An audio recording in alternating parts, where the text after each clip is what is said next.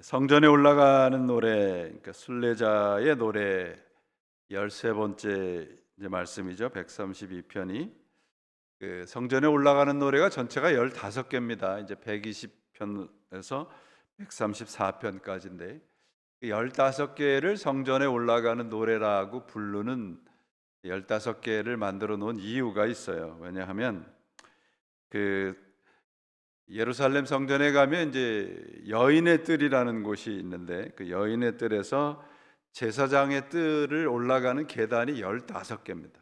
그러니까 그 15개의 계단을 한 계단 한 계단 올라가면서 이제 오늘 시편의 120편부터 134편 말씀을 한 계단 한 계단 하면서 그 시편을 하나씩 하나씩 이제 찬송을 했던 것입니다. 그래서 이제 132편이 그 15개의 그 성전에 올라가는 노래 가운데서 제일 길어요.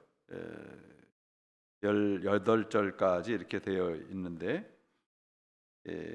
그 대부분 짧은데 아마 이제 132편을 부르는 이제 그 13번째 계단에서는 상당히 오랫동안 머물렀던 것으로 그렇게 추정이 됩니다. 132편은 이제 여러분들이 이제 읽으셔서 아시겠지만 다윗이 하나님의 하나님의 성전에 대한 다윗의 그 열정과 사랑과 거기에 대한 헌신, 성전에 대한 순종의 말씀을 기록을 하고 있습니다. 그래서 첫째가 1절부터 6절 말씀, 그 성전을 짓기 위해서 그 성전을 짓기 전에 또 잃어버린 법궤를 찾아서 성전에다 옮겨 놓고 그 하나님이 계시는 성전을 짓기 위해서 애를 쓰는 그런 이 다윗의 그 헌신을 좀 기억해 달라, 그런 이제 기도가 1절부터 6절이고요. 그 다윗이 이스라엘 백성들이 그렇게 사모하는 성전 속에 하나님이 계시다라고 하는 것이 이제 7절에서 10절까지. 세 번째는 하나님의 약속과 축복의 이 이스라엘 백성이 하나님의 약속과 축복에 대해서 또 간절히 소망하는 기도를 이제 11절에서 마지막 절까지 기도를 하고 있습니다. 좀 아쉬운 것은 1절에 보시면 여호와여 다윗을 위하여 그의 모든 겸손을 기억하소서, 그렇게 이제 우리 개역 성경에는 번역을 해놨습니다. 그런데 이 뒤에 부분을 보시면 여호와께 맹세하여 야곱의 전능자에게 서원하기를, 그러면서 3절 4절에 보면 내가 성전을 짓기 전에는 편안하게 잠도 안 잘 것이고, 그런 이제 다윗의 애씀이 있어요. 그래서 1절에 겸손이라고 번역해 놓은 것은 좀 아쉽습니다. 그래서 1절을 그 표준 세번역 성경에 보니까 주님 다윗을 기억해 주십시오. 그가 겪은 모든 역경을 기억하여 주옵소서, 그렇게 원문에 가깝게 번역을 해놨습니다. 그러니까 이 겸손이라는 것은 다윗의 그 애씀, 다윗이 그 성전을 짓기 위해서 얼마나 그 애를 썼는가를 하나님 좀 제발 기억해 주십시오. 성전을 위해서 노심초사하는 다윗의 간구를 기억해 달라, 그런 1절의 말씀입니다. 근데 다윗이 성전을 못 지었죠. 다윗이 결국은 성전을 짓지를 못하고 그의 아들이 이제 솔로몬이 지었습니다. 그 성전에 대한 말씀이 그 5절에 보면 여호와의 처소라고 되어 있고요. 7절에 그의 발등상이라고 되어 있고, 13절에 자기 거처, 14절에는 뭐라고 되어 있냐면 이는 내가 영원히 쉴 곳이라, 그렇게 되어 있습니다. 성전이라는 것은 여러분 이스라엘 백성들에게는 목숨과도 같은 곳이죠. 제가 예전에 20몇 년 전에 처음 이스라엘 갔을 때 예전에는 알지 못했던 것을 하나 발견했는데, 여러분들이 이스라엘 갔다 오신 분들은 아시겠지만 이스라엘 예루살렘 성의 한 70% 이상은 땅 속에 있대요. 지진이 나서 땅 속에 묻혀 있는 겁니다.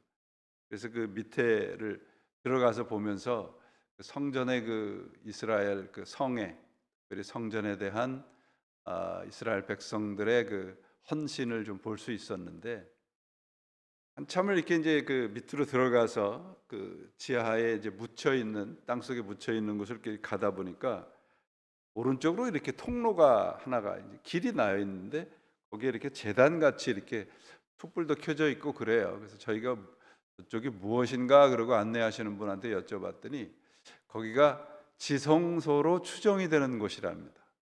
에, 여러분들이 아시듯이 통곡의 벽이라고 하잖아요. 그 서쪽 벽을, 왜 거기서 이스라엘 유대인들이 그렇게 열심히 기도하는가? 성전에서 그곳이 바로 지성소에서 가장 가까운 곳이다, 그렇게 추정을 해서 그렇다고 합니다. 그러니까 이스라엘 백성들, 유대 백성들에게 그 성전이라는 것은 그 헌신과 순종의 대상이에요. 성전 이외에는 그들에게는 그 하나님과 같은 존재, 그 상징적인 것이 없다라고 하는 겁니다. 그러다 보니까 이스라엘 백성들이 어떻게 되는가 그러면 그 형식적이 되어 버려요. 요 근자에서부터 있었던 일이 아니고, 여러분들이 잘 아는 사무엘상 15절에 보면 우리 잘 아는 말씀 있죠. 순종이 제사보다 낫다, 그렇게 되어 있습니다. 그 영어의 주석을 보니까 그렇게 되어 있습니다. Obedient to God is the highest form of worship. 이렇게 번역을 해놨어요. 순종이라는 말은 내가 누구의 권위 아래 있다는 거거든요. 그래서 여러분, obedience라고 하는 영어 성경을 보면은 어떤 단어가 하나 떠오르실 텐데, 그 단어가 뭐냐, 오디오라는 단어실 겁니다. 오디오. 그러니까 obedience라고 하는 것은 어떤 것에 정확히 겨냥을 해서 듣는다는 뜻이에요. audience, obedience라는 뜻이, 순종이라는 단어의 뜻이. 그러니까 하나님의 말씀에 귀를 온전히 겨냥을 해서 듣는다, 그것이 순종이라는 단어의 뜻입니다. 그러니까 내 소리를 듣고 따라가는 것이 이제 불신앙이고, 하나님의 말씀에 귀를 기울이면서 살아가는 것이 신앙이에요. 그래서 순종이라는 것은 결국 주도권의 포기입니다. 한 가지 우리가 좀 알아야 될 것은, 다윗이 이렇게 하나님에게 헌신을 했음에도 불구하고 성전을 못 지었잖아요. 그렇게 순종을 했음에도. 순종이라는 것은 그 순종의 대가가 그 편안한, 모든 것이 잘 되는 그런 삶이 그 하나님의 약속, 순종의 약속이 아니라고 하는 것입니다. 그래서 이 132편 말씀을 그 유진 피터슨 목사님의 그 주석을 보니까 뭐라고 되냐면, 순종은 단순히 뭔가 해라 하지 마라 하는 것을 잘 지키는 것이 아니고, 하나님의 약속에다가 모든 삶을 맞추는 삶의 태도다, 그렇게 해석을 했습니다. 순종이라는 것은 하나님의 말씀에다가 내 삶의 모든 틀을, 폼을 맞추는 거예요. 다윗이 이제 하나님의 전을 지으려고 하고 애를 썼는데, 그 다윗이 이제 오늘 말씀에도 이제 쭉 나오지만 자신의 업적을 자랑하지 않거든요. 하나님의 약속과 말씀에 순종하는 믿음의 삶을 강조를 하고 있습니다. 그럼 순종하려면 어떻게 해야 할까? 첫 번째가 오늘 말씀에도 1절에 다윗의 모든 어려움, 그가 겪은 역경을 기억하소서. 기억하는 겁니다, 여러분.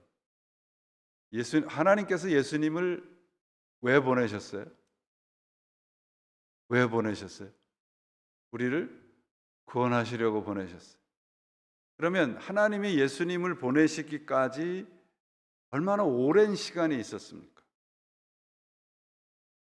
그 오랜 시간을 하나님께서 우리에 대해서 잊지 않고 계셨다는 거예요. 성경에 지금은 잘 사용하지 않지만 저는 그 좋아하는 단어 가운데 하나가 그 한자로 권념이라는 단어입니다. 권념. 그 옛날 성경에는 권념이라는 단어가 꽤 자주 나옵니다. 특별히 누가복음에는 권념이라는 것은 염려하시고 기억하고 계신다는 거예요.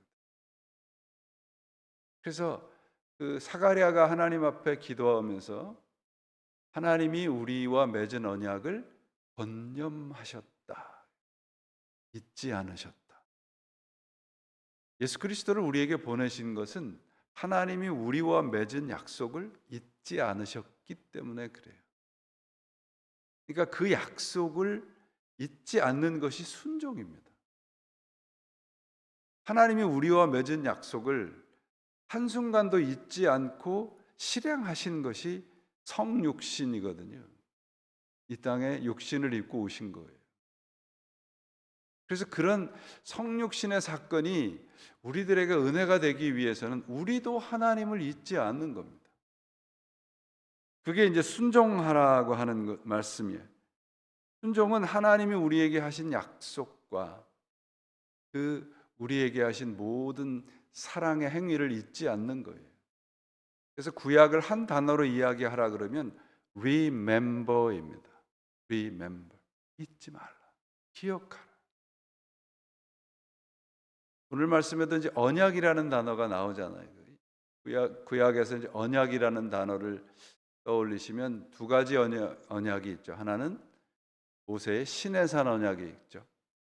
십계명을 포함해서 613개의 율법을 주신 거예요. 그 다음에 두 번째 언약이 다윗의 언약입니다. 시내산 언약이 율법을 주신 거라면 다윗의 언약은 영원한 왕권을 약속하신 겁니다. 다윗의 자손에서 하나님의 아들이 태어나시잖아요. 그것이 이제 다윗의 언약이에요. 그래서 오늘 말씀을 통해서 하나님께서 우리들에게 그 하신 모든 약속을 하나님은 한순간도 잊지 않으셨어요. 여러분 기억하시죠? 창세기에 보시면 아브라함과 하나님이 약속을 맺으시는 장면이 나옵니다.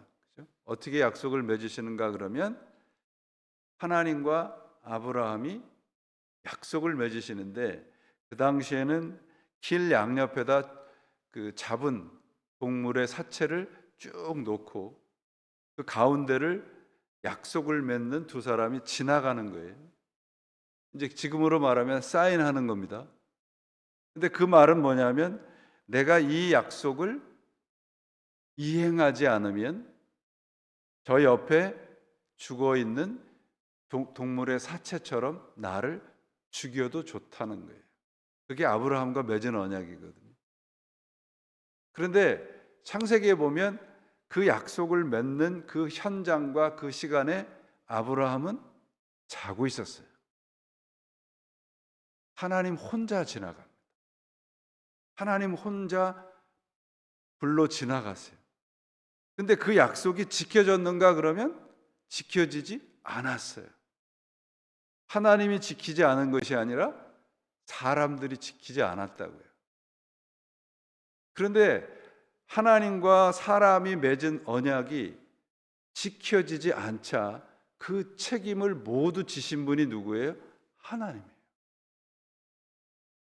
그 죽어 있는 동물의 사체처럼 하나님 자신이 우리를 위해서 죽어 주신 겁니다. 그게 십자가의 구원의 사건이에요. 그걸 순종하는 것이 믿음이라는 것이죠. 이스라엘 백성들은 다윗의 이야기처럼 다윗의 소망처럼 어떤 건물을 지어놓고 그 건물을 짓는 모든 과정과 그 안에서 되어지는 모든 예배가 그들의 순종의 전부라고 생각을 했습니다.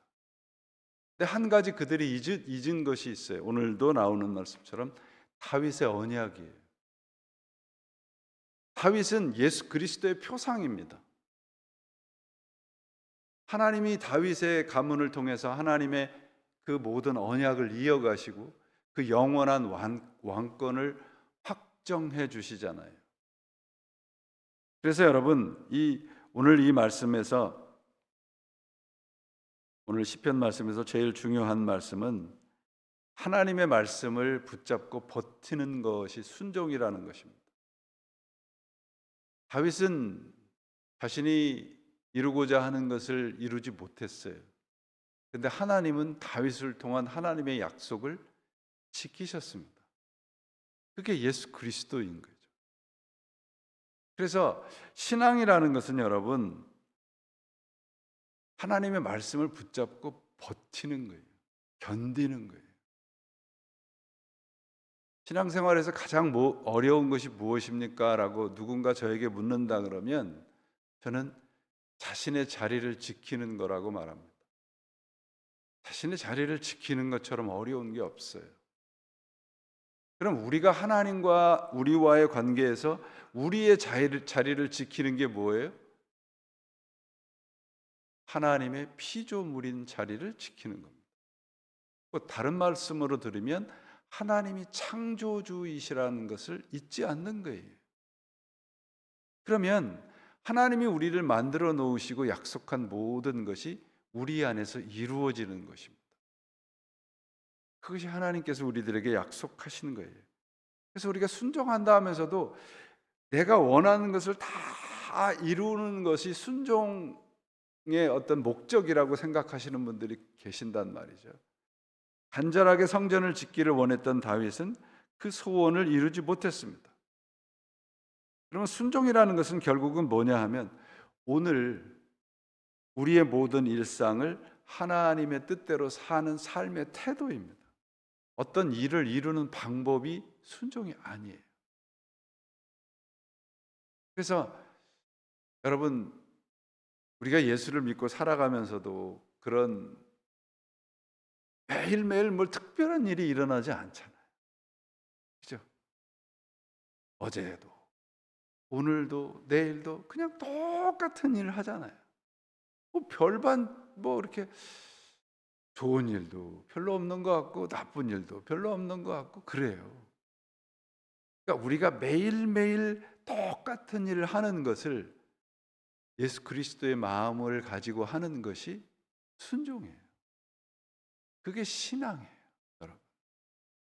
예수를 믿으면 뭔가 특별한 일이 그냥 우리들에게 선물처럼 주어지는 게 아니라는 거예요. 제가 내일 이제 설교 말씀에서도 이번 말씀을 잠깐 드리겠지만 여러분들에게 한 책을 한 권 소개를 하면 제럴드 시처라는 분이 있습니다. 이분이 쓴 책이 한국말로는 하나님의 뜻이라고 번역을 했습니다. 이 책은 그 제럴드 시처가 경험한 것을 근거로 해서 쓴 책이에요. 그러니까 이분이 그 책에서 이런 얘기를 해요. 신앙이라는 것은 여행을 가는 것 같다는 거예요. 그러니까 전혀 모르는 데를 가는 것인데 그 모르는 데를 가기 위해서 준비하고 그것을 위해서 기도하는 거예요. 그래서 그들이 전혀 새로운 환경과 조건을 가는데 뭔가 다 알고 가는 것이 아니고 두려움과 설레임을 가지고 가는 것이 신앙이다. 그런 표현을 했습니다. 그래서 이분이 무슨 말씀을 하냐면 신앙생활은 뭐 어떤 문제를 해결하는 것이 아니고 그 문제에 대해서 대응하는 삶의 태도를 배우는 거라는 거죠. 어떤 분들은 성경이 마치 무슨 우리 신앙생활의 우리 삶의 어려운 문제에 대한 해결서라고 생각을 하시는 분들이 계십니다. 그렇지 않습니다. 성경은 우리 인생의 매뉴얼이 아니에요. 성경은 우리들에게 어떤 공식이나 원리를 가르쳐 주는 것이 아니라 예수 그리스도의 마음을 주는 겁니다. 그분의 마음을 담는 거예요, 여러분. 그게 성경을 통해서 우리가 배우는 겁니다. 한나의 아이라는 책이 있는데 스탠리 하우월스라는 분이 이 책도 본인의 경험을 배경으로 해서 쓴 책이에요. 결혼을 했는데 아내가 그 조현병 환자인 것을 결혼한 후에 알아요. 그래서 어느 날 자고 있으면 아내가 칼을 들고 목에다가 대고 있는 그런 경험들을 하는 겁니다. 그 아내는 자기 남편이 자기를 죽일 거라는 그 환청을 보는 거죠. 그런 생활을 그 아내가 결국은 그 아내가 자살을 해요. 그래서 그런 경험을 통해서 자신과 자신의 딸과 그런 경험을 한 것을 통해서 쓴 책이 한나의 아이라는 책인데, 그 책에서 이 스탠리 하우월스가 신앙생활이 뭡니까? 라고 하는 질문에 이렇게 대답을 해요. 그리스도인으로 사는 것은 답 없이 사는 법을 배우는 것입니다. 이렇게 사는 법을 배울 때 그리스도인으로 사는 것은 너무나 멋진 일이 됩니다. 신앙은 답을 모른 채 계속 나아가는 법을 배우는 것입니다. 자신의 자리를 지키는 거예요. 하나님이 나의 창조주시라면 나에게 주시는 인생에 그분의 뜻이 분명히 있다는 거죠. 그 뜻은, 하나님의 뜻은 언제나 복입니다. 하나님의 뜻은 언제나 구원의 복처럼 좋은 거예요. 나쁜 것이 없습니다. 그러므로 신앙생활은 우리가 하다 보면 뭐 이런 일이 왜 일어날까, 그런 어리둥절하는 생각들이 많이 있는데, 자신의 우리들이 살아가는 삶 속에서 하나님의 뜻은 뭔가, 하나님이 우리를 만드셨다면 하나님은 우리를 포기하지 않으실 거라는 거예요. 제랄드 스처의 이 책에서 아까 제가 경험이라는 말씀을 드렸는데, 그 경험이 뭐냐면, 함께 차를 타고 가다가 교통사고가 나요. 교통사고가 나서 자신의 어머니, 아내, 딸을 동시에 잃어요. 이런 엄청난 일을 겪으니까 사람들이 와서, 그 제랄드 스처 이분이 이제 교수님인데 와서 묻는 겁니다. 하나님의 뜻이 분명히 이런 어려움 속에 있을 것입니다. 그 말이 제일 듣기 싫었었대요. 그러니까 자신이 이런 어려움 속에서 경험하고 배운 것이 뭐냐 그러면, 너무도 사람들이 신앙이라고 하는 건 하나님과의 관계를 쉽게 여기는구나. 그 책의 결론이 뭐냐 하면, 신앙은 다 설명하고 해석하는 것이 아니고 신앙은 말씀 붙잡고 버텨가는 것이다. 그래서 이분이 그런 말을 합니다. 하나님이 우리들에게 주시는 것이 답이 아니고 하나님 자신이 답이었습니다. 하나님 자신이 답입니다. 이것을 배우는 길은 순종이에요. 하나님을 알 수 있는 유일한 길은 순종뿐입니다. 어떤 상황 속에서도, 어떤 일을 당하셔도 하나님 말씀 붙잡고 버텨 서십시오. 그러면 하나님이 내 곁에서 나를 붙잡고 계시다고 하는 것을 분명히 경험하게 될 것입니다. 그런 경험들이 여러분들에게 있으셔서 하나님을 알아가는 순종의 놀라우신 복들이 여러분들에게 차고 넘치시기를 예수님의 이름으로 축원을 드립니다. 기도하시겠습니다. 하나님 아버지, 주님의 귀한 음성을 저희들이 주의를 기울이고 듣지 않을 때가 참 많습니다. 하나님은 언제나 우리들에게 모든 것을 집중하여서 우리들을 보고 계시고 인도하고 계시고 보호하고 계시는데, 우리들은 하나님을 필요할 때만 찾고 있습니다. 저희들의 이 순종 없음을 용서하여 주시고, 언제나 하나님을 겨냥하여 우리의 영과 혼과 육을 다 집중하여서 듣고 보고 하는 이런 신앙생활을 할 수 있도록 주여 도와주시옵소서. 하나님이 우리 인생의 복이고 우리 인생의 답이십니다.